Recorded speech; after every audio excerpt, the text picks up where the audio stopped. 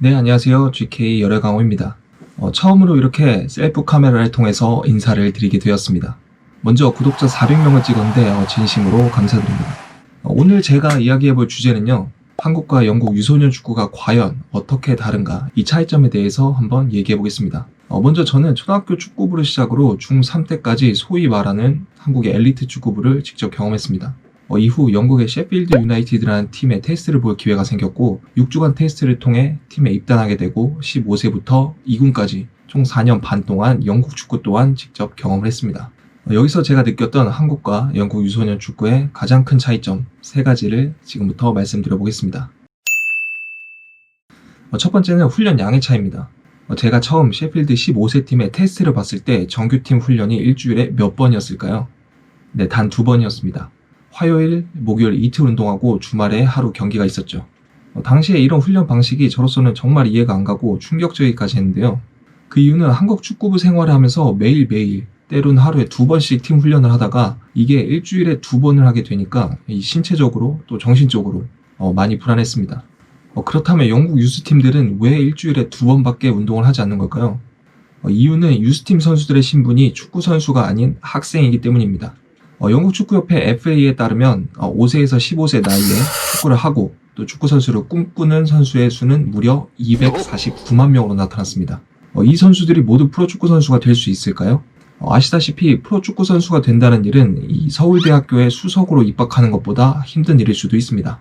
그렇기 때문에 구단은 선수가 16세가 될 때까지 학업을 최우선적으로 생각하면서 프로축구 선수로 성공하지 못했을 때의 최소한의 대비를 시켜준다는 얘기입니다. 하지만 한국에서는 초등학교 때부터 축구를 시작한 어린 선수들 모두 말 그대로 프로 선수처럼 매일매일 운동하고 이 국가대표라는 꿈을 향해 오직 한 길만 바라보고 경주마처럼 달리기 시작합니다. 사실 이게 맞다 또는 틀리다라는 결론은 내릴 수 없지만 많은 선수들이 학업을 포기하고 축구에만 올인하게 만드는 이 한국 축구의 현실과 한국 선수들의 훈련량이 필요 이상으로 많다는 점은 부정할 수 없을 것 같습니다. 무조건 운동을 많이 해야 실력이 늘고 이 몸이 좋아지는 게 아닌데 한국 선수들은 운동을 많이 하고 또 많이 해야 한다는 이 강박관념에 사로잡혀 오버트레이닝을 하기 마련입니다. 어릴 적부터 이렇게 너무나도 많은 훈련량으로 인해서 이 성인이 되기 전 이미 고장나버린 무릎과 발목, 제 주위에도 수술을 안 해본 친구가 없을 정도입니다. 물론 주치의나 체력 코치가 없는 대부분의 팀 여건상 스스로 몸을 챙겨야 하고 또 작은 부상은 감독의 눈치를 보면서 참고 뛰어야 하는 이 현실이기 때문에 힘든 이야기일 수도 있겠지만 제가 이 자리를 빌어 어린 선수들에게 꼭 해주고 싶은 말은 운동을 많이 한다고 해서 다 좋은 것은 아니다. 휴식이 때로는 운동보다 더 좋을 때가 있다 라는 말을 꼭 해주고 싶습니다. 두 번째는 경쟁입니다.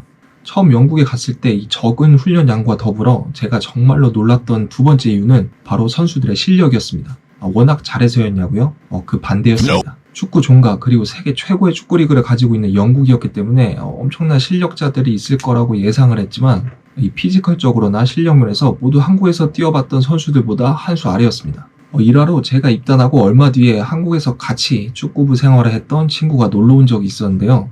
제가 뛰던 경기를 직접 보더니 영국 애들 수준이 너무 낮다. 여기서 자신감을 얻고 간다 라고까지 말했습니다. 하지만 이런 생각들은 하나씩 레벨이 올라갈수록 처참히 깨져버렸는데요. 그 이유는 영국 축구의 엄청난 인프라 그리고 경쟁이 있었습니다. 영국에는 약 12만 개의 축구팀이 존재하고 리그만 1200개가 넘는다고 합니다. 이 팀의 각 연령별 선수들은 1년마다 최소 5명에서 6명까지 정리를 당합니다. 이렇게 정리를 당한 선수들은 근처 팀 또는 하부리그 팀들의 테스트를 보게 됩니다. 예를 들면 맨체스터 유나이티드에서 정리를 당한 선수가 근처 팀 셰필드 유나이티드로 테스트를 보는 것처럼요.